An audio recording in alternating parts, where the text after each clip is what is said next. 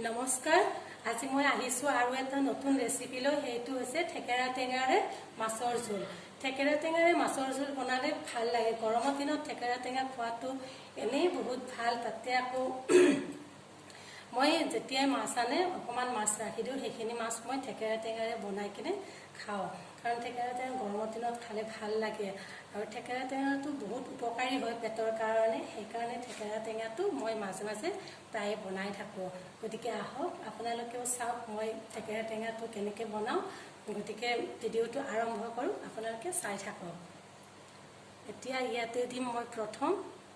মিঠাতেল মই সব সবজি মিঠাতেলেৰে বনাও ৰিফাইনেৰে বনালে মই ইমান ভাল নাপাওঁ সেইকাৰণে মই মিঠাতেলেৰে বনাও সব সবজি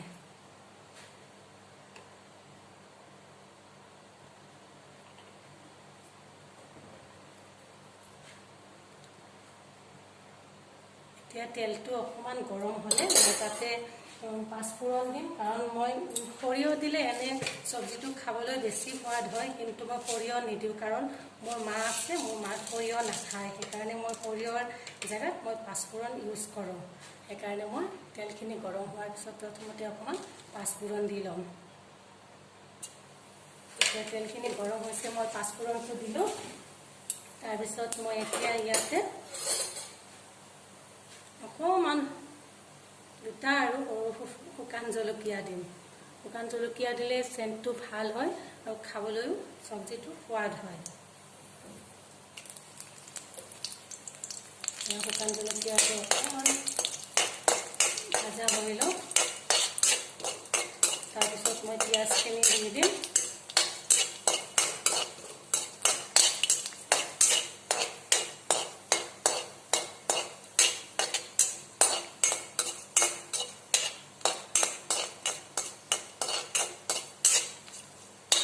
জলকীয়াটো ৰঙা কৰি গৈছে এতিয়া মই ইয়াতে পিঁয়াজখিনি দি দিম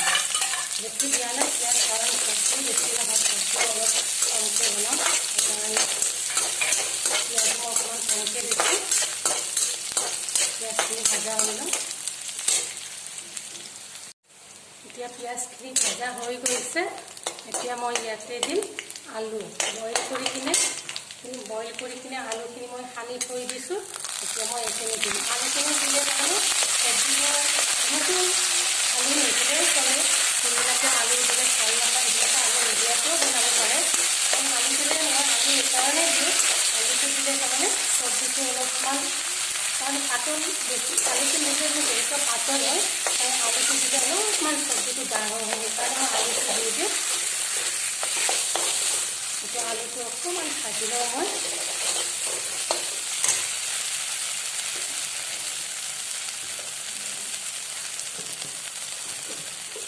ইয়াতে দিম মই নিমখ এইটো যিমান লাগে আৰু নিজৰ পৰিমাণত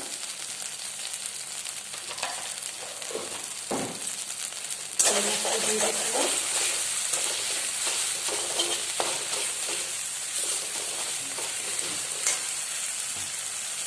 এতিয়া মই ৰংগুড়াখিনি দি ল'ম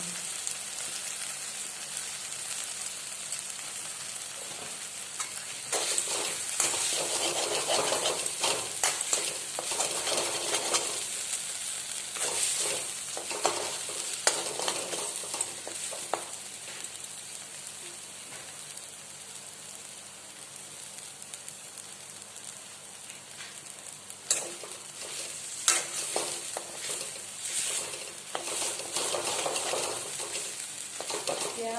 আলুখিনি ভাজা হৈ গৈছে এতিয়া মই তাতে ঠেকেৰা টেঙাখিনি দি দিম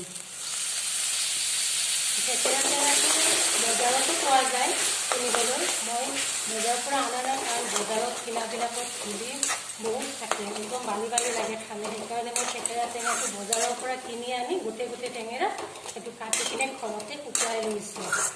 ঘৰত বনোৱা বস্তুৰ এটা কথাই বেলেগ সেইকাৰণে মই ঘৰতে বনাই লৈছোঁ এইটো ঠেকেৰা টেঙাটো এতিয়া মই অকণমান লৰাই কিনে ইয়াতে আলু দি দিম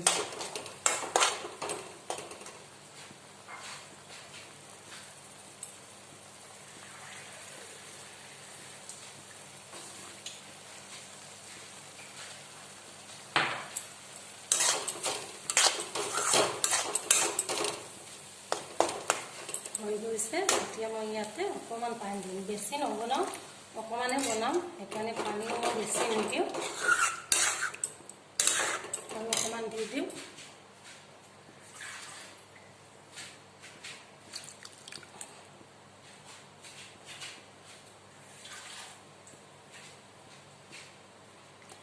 হৈ যাব।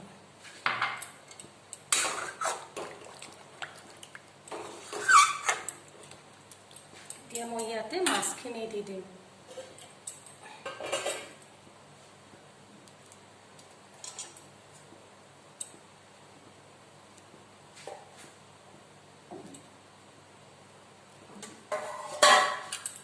এতিয়া মই এইখিনি অকণমান টাইম ঢাকন দি দিম যাতে মাছখিনি সিজি যায় আৰু চব্জিটো হৈ যায়।